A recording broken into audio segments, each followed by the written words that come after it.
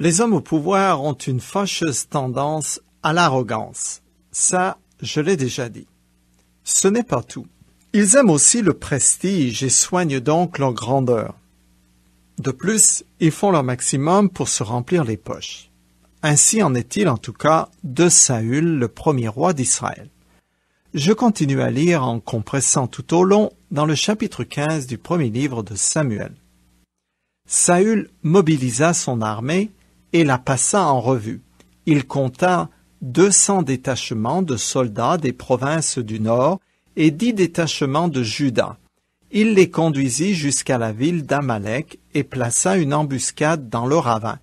Puis il fit dire aux Kéniens, « Partez, séparez-vous des Amalécites pour que je ne vous fasse pas subir le même sort qu'à eux, car vous avez été bons envers les Israélites quand ils venaient d'Égypte. » Il extermina toute la population qui ne s'était pas échappée. Saül et ses soldats épargnèrent Agag, roi d'Amalek, ainsi que les meilleurs animaux du butin, moutons, chèvres et bœufs, bêtes grasses et agneaux. Ils ne voulurent pas les vouer à l'Éternel. Par contre, ils détruisirent tout ce qui était méprisable et sans valeur. Versets 4 à 9. Saül désobéit aux ordres de l'Éternel et garde pour lui le butin, les bêtes bien grasses et le roi Amalek comme trophée de guerre afin de le parader dans les rues et augmenter ainsi son prestige. Les Kéniens étaient une tribu de Bédouins du Sinaï. La femme de Moïse en faisait partie. Certains d'entre eux avaient même accompagné les Israélites jusqu'en Canaan. Je continue le texte. L'Éternel parla à Samuel et lui dit, « Je décide d'annuler ce que j'ai fait en établissant Saül roi, car il s'est détourné de moi et il n'a pas tenu compte de mes ordres. » Samuel en fut bouleversé et il implora l'Éternel toute la nuit. Le lendemain matin, il partit trouver Saül. Versets 10 à 12. Saül continue à transgresser le pacte conclu avec l'Éternel lors de l'institution de la royauté. Il est rebelle à ses commandements. Par contre, il veille avec une attention toute particulière à soigner sa gloire personnelle. Le prophète Samuel apprend qu'après sa victoire sur les Amalécites, le roi était allé ériger un monument à son honneur. C'est une nouvelle preuve du caractère mégalomane de Saül. Il est atteint de la folie des grandeurs. Je continue. Finalement, Samuel le rejoignit. Saül l'aborda par ces mots. « Que l'Éternel te bénisse. J'ai exécuté l'ordre de l'Éternel. » Mais Samuel lui demanda, « D'où viennent donc ces bêlements de moutons qui résonnent à mes oreilles et ces mugissements de bœufs que j'entends ?» Saül répondit, « Ils les ont ramenés de chez les Amalécites, car les soldats ont épargné les meilleures bêtes parmi les moutons et les bœufs pour les offrir en sacrifice à l'Éternel ton Dieu. Le reste, nous l'avons totalement détruit. »« Assez !» interrompit Samuel. Versets 13 à 15. Avec le plus grand aplomb, Saül salue bien bas le prophète Samuel comme si tout allait bien. Au lieu de détruire tous les biens des Amalécites, comme l'Éternel le lui avait ordonné, le roi a pris pour lui le butin, ce qu'il y avait de meilleur, et a supprimé ce qui pour lui n'avait pas de valeur, et il a le culot d'essayer de se justifier devant Samuel, qui le reprend pour sa désobéissance. Saül tente de rationaliser sa conduite et rejette en même temps la responsabilité de la présence de ces animaux sur ses soldats. Il justifie son action sous un masque pieux. Ces bêtes sont pour des sacrifices à l'Éternel. Il croit pouvoir jeter de la poudre dans les yeux de Samuel et de Dieu en usant de ce subterfuge pour masquer sa désobéissance flagrante. Son hypocrisie ne connaît pas de limite. Que Saül pense pouvoir tromper Samuel passe encore. Mais l'Éternel? Cette attitude est tout à fait incompréhensible. Cependant, sa conscience le travaille. Preuve en est qu'il fait référence à l'Éternel comme étant le Dieu de Samuel et non pas le sien. Sa façon de parler est révélatrice de l'éloignement qu'il ressent vis-à-vis de l'Éternel, à qui il vient de désobéir de manière effrontée. Je continue la lecture en compressant. Alors, pourquoi n'as-tu pas obéi à l'ordre de l'Éternel? Pourquoi as-tu fait ce qu'il considère comme mal en te précipitant sur le butin? Saül répliqua, « Mais si, j'ai obéi à l'ordre de l'Éternel et j'ai accompli la mission qu'il m'avait confiée. J'ai ramené Agag, roi d'Amalek, et j'ai exterminé les Amalécites. Mais les soldats ont prélevé sur le butin les meilleurs moutons et les meilleurs bœufs qui devaient être voués à l'Éternel par destruction pour les offrir en sacrifice à l'Éternel ton Dieu à Gilgal. » Versets 16, 20 et 21. Le roi persiste et signe. Quelle arrogance! Son défi insolent est difficile à comprendre, sinon qu'il prouve que Saül ne prenait pas du tout Dieu au sérieux. Je continue. Samuel lui dit alors, « Les holocaustes et les sacrifices font-ils autant plaisir à l'Éternel que l'obéissance à ses ordres? Non, car l'obéissance est préférable au sacrifice. La soumission vaut mieux que la graisse des béliers. » Verset 22. Samuel répond en énonçant un principe qui transcende l'espace et le temps. L'obéissance et la soumission valent mieux que les actes religieux. Samuel ne veut cependant pas dire que les sacrifices ne servent à rien, mais qu'ils n'ont pas de valeur aux yeux de Dieu s'ils ne découlent pas d'une attitude générale d'obéissance à son égard. Quelqu'un peut être bouddhiste sans connaître quoi que ce soit de Bouddha. Quelqu'un d'autre sera disciple de Confucius en ignorant tout de lui, et il en est de même pour un hindou ou pour tout adhérent de n'importe quel système religieux. Cependant, il ne m'est pas possible d'être chrétien, comme le Nouveau Testament le définit, sans avoir une connaissance intime du Seigneur Jésus-Christ. Et le connaître, c'est la même chose que de posséder la vie éternelle. Je veux d'ailleurs citer le passage qui l'affirme. Or, la vie éternelle consiste à te connaître, toi, le Dieu unique et véritable, et celui que tu as envoyé, Jésus-Christ. Fin de citation. Il en ressort que Saül n'avait pas de foi personnelle en l'Éternel. C'est pour cela qu'il s'est montré indifférent, voire même arrogant à son égard. En conséquence, Dieu l'a rejeté, ce qui a d'ailleurs beaucoup affligé Samuel. Je continue avec la remontrance de Samuel. Car l'insoumission est aussi coupable que le péché de divination et la désobéissance aussi grave que le péché d'idolâtrie. Puisque tu as rejeté les ordres de l'Éternel, lui aussi te rejette et te retire la royauté. Verset 23. La divination était une pratique païenne considérée comme une très grave offense à l'égard de l'Éternel. Éventuellement, et en désespoir de cause, le roi déchu y aura recours. En comparant la désobéissance envers Dieu au péché de divination et d'idolâtrie, Samuel montre la gravité de la faute commise par Saül. L'Éternel, par l'entremise de Samuel, vient de déposer officiellement le roi.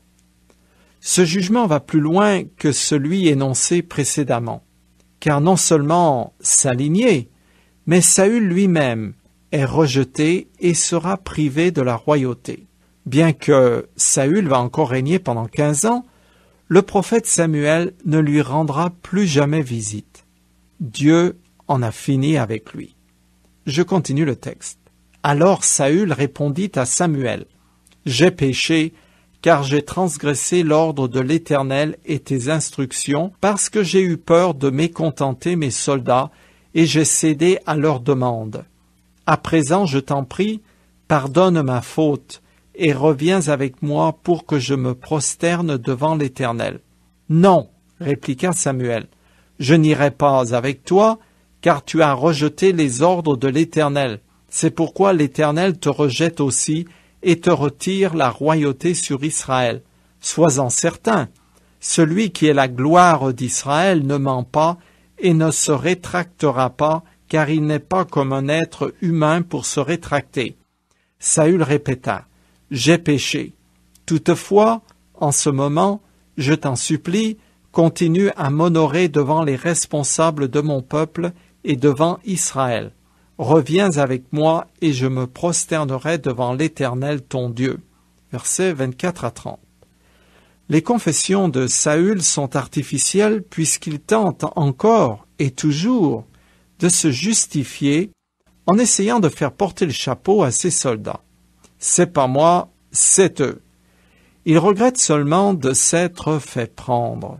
Il me fait penser à Judas, qui ne s'est pas vraiment repenti, mais qui a seulement éprouvé du remords. Ce n'est pas pareil. De plus, ce que Saül redoute plus que tout, c'est une rupture publique avec Samuel, ce qui inévitablement affaiblirait son autorité royale. Il veut avant tout sauver les apparences, se comporter pieusement en public aux côtés de Samuel devant tout le peuple qui reconnaissait en lui le prophète de l'Éternel. Alors, Samuel accepte de l'accompagner encore cette fois, mais ce sera la dernière. Je finis le chapitre. À la fin, Samuel l'accompagna et Saül se prosterna devant l'Éternel. Samuel ordonna, « Amenez-moi Agag, roi d'Amalek. » Celui-ci arriva d'un air content car il se disait certainement l'amertume de la mort s'est éloignée. Mais Samuel lui déclara, « Ton épée a privé bien des femmes de leurs enfants. À présent, c'est ta mère qui sera privée de son fils. » Et Samuel exécuta Agag devant l'Éternel à Gilgal. Puis il retourna à Rama et Saül rentra chez lui. Samuel n'alla plus voir Saül jusqu'au jour de sa mort, mais il était dans l'affliction à son sujet parce que l'Éternel avait décidé d'annuler ce qu'il avait fait en l'établissant roi sur Israël. Versets 31 à 35. C'est ainsi que se termine cette section du livre qui relate les premières années du règne de Saül. Le récit s'attache à souligner tout particulièrement l'échec et le rejet du premier roi d'Israël. En effet, même si le texte fait quelques remarques positives sur ce premier roi, tels que ses combats courageux et victorieux, le narrateur met surtout en avant le fait que Saül ne se montre pas du tout à la hauteur d'un roi, serviteur, exemplaire de Dieu. Son action s'avère souvent hâtive, inadaptée et marquée par un certain orgueil. Mais le pire, c'est qu'à plusieurs reprises, Saül a fait preuve de désobéissance envers l'Éternel, rompant ainsi le pacte régissant l'exercice de la royauté conclu avec le Dieu d'Israël, entraînant ainsi son rejet. En le faisant roi, l'Éternel avait accédé au désir du peuple, ce qui rendait déjà son pouvoir problématique. Cependant, Saül avait été averti que s'il se soumettait à Dieu, sa royauté serait affermie pour toujours. Malheureusement, il a voulu utiliser sa position de chef pour son profit personnel. Alors, il a été jugé et doit maintenant en assumer les fruits amers. Les chapitres suivants vont préciser cette condamnation et ce rejet, ainsi que décrire l'ascension de David, le troisième personnage important du livre. Depuis la fin de la conquête sous Josué, Israël, en tant que théocratie, est en faillite à tous les niveaux. La période des chefs juges, celle du sacerdoce d'Élie et enfin la royauté de Saül sont des fiascos complets. C'est sur ce fond d'échecs successifs qu'entre en scène celui qui deviendra le plus grand roi d'Israël. Le chapitre 16 introduit David, le personnage principal des écrits du prophète Samuel. Saül n'en finit pas de désobéir à l'Éternel. Sa dernière rébellion en date a été la goutte qui a fait déborder le vase, pourrait-on dire. Maintenant l'Éternel l'a rejeté de manière totale et définitive. Le prophète Samuel reçoit l'ordre de partir à la recherche du futur roi d'Israël qui va succéder à Saül et qui sera un homme conforme aux souhaits de Dieu. La faillite morale et spirituelle du premier roi d'Israël n'a pas pris l'Éternel par surprise et ne l'a pas forcé à passer à un plan de rechange. La désobéissance de Saül lui donne simplement l'occasion d'appliquer ce qu'il avait de toute façon décidé de toute éternité. Jusque-là, il avait permis que le peuple obtienne le roi de leur choix. Maintenant que cette grossière erreur est manifeste pour tous, Dieu va prouver sa sagesse infinie en choisissant lui-même un roi qui sera l'accomplissement de sa volonté. Je commence à lire tout en compressant.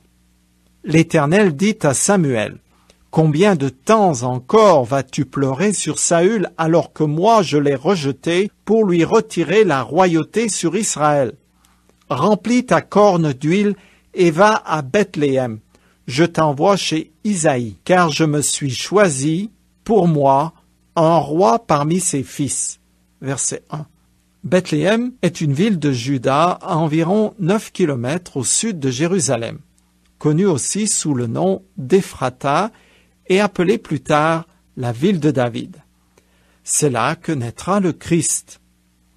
Isaïe, le père de David, est aussi appelé Jessé, afin de ne pas le confondre avec le prophète Ésaïe, lui aussi appelé Isaïe. Il est facile de confondre tous ces noms propres, c'est pourquoi une bonne compréhension des Écritures demande du soin et de l'attention. Ceci dit, Jessé, le père de David, était le petit-fils de Ruth et Boaz, et l'accomplissement de la prière des responsables de Bethléem lorsque Boaz accepta de prendre Ruth, la Moabite, pour épouse. Je lis ce passage. « Que l'Éternel rende la femme qui entre dans ta famille semblable à Rachel et à Léa, qui, à elles deux, ont donné naissance à tout le peuple d'Israël. Puisses-tu toi-même prospérer à Éphrata et devenir célèbre à Bethléem. » Fin de citation. Effectivement, c'est avec un des fils de Jessé que va commencer la dynastie de David qui descendra jusqu'au Seigneur Jésus-Christ. Je continue le texte. Samuel répondit, « Comment puis-je faire cela? Saül l'apprendra et il me fera mourir. » L'Éternel lui dit, « Tu emmèneras une génisse et tu diras que tu vas m'offrir un sacrifice. Tu inviteras Isaïe à y assister et je t'indiquerai alors ce que tu devras faire. Tu conféreras de ma part l'onction à celui que je te désignerai. » Versets 2 et 3. Pour aller de Rama à Bethléem, il fallait passer par Gibéa où résidait Saül. Or le roi déchu savait que Dieu avait choisi quelqu'un pour le remplacer, mais il ne savait pas qui. La suite montrera que Samuel avait de bonnes raisons de redouter la jalousie et la violence de Saül. Comme une des activités cultuelles normales de Samuel était d'offrir des sacrifices, c'est ce que l'Éternel lui demande de faire pour le moment. Un point, c'est tout. Il ne lui dit rien d'autre. De cette manière, il pourra dire à Saül que Dieu lui a demandé d'immoler une génisse, et c'est la vérité. Ne sachant pas quelle sera la suite des événements, Samuel ne peut rien dire d'autre au roi s'il lui demande. Ce manque de connaissance de ce que Dieu va faire protégera le prophète contre Saül. Je continue plus loin. Samuel remarqua Éliab, un des fils de Jessé, et se dit, « Certainement, c'est celui qui se tient maintenant devant l'Éternel qu'il a choisi pour lui donner l'onction. » Mais l'Éternel lui dit, « Ne te laisse pas impressionner par son apparence physique et sa taille imposante, car ce n'est pas lui que j'ai choisi. Je ne juge pas de la même manière que les hommes. L'homme ne voit que ce qui frappe les yeux, mais l'Éternel regarde au cœur. Versets 6 et 7. Le nouveau roi ne ressemblera pas au précédent. Il ne dépassera pas tout le monde d'une tête. Dans cette section du livre de Samuel, nous trouvons d'excellents principes de vie. Précédemment, Samuel avait dit à Saül « L'obéissance vaut mieux que les sacrifices et l'observation de sa parole vaut mieux que la graisse des béliers. » Fin de citation. En d'autres mots, ce ne sont pas les formes extérieures de la religion qui comptent pour Dieu, mais l'attitude de cœur envers lui. Dans le cas présent, les 7 fils de Jessé, qui étaient tous mieux les uns que les autres, sont, un à un, disqualifiés par l'Éternel. Dieu dit alors à son prophète qu'il ne faut pas se fier aux apparences, ou comme va le dicton, l'habit ne fait pas le moine. Nous avons en effet la fâcheuse tendance à évaluer les gens en fonction de leur apparence physique, la façon dont ils sont habillés, leur profession, rang social, leur logement, leurs biens, la voiture qu'ils conduisent ou que sais-je encore. Faire son trou et son chemin dans la vie, avoir sa place au soleil, sont certes des choses importantes et appréciables. Néanmoins, elles sont aussi temporelles. Tous ces acquis s'évanouissent en fumée dès que je suis frappé par le malheur ou que la dame à la faux sectionne ma vie. Ça me rappelle une parole de Jésus qui a dit « Si un homme parvient à posséder le monde entier, à quoi cela lui sert-il s'il perd la vie ?»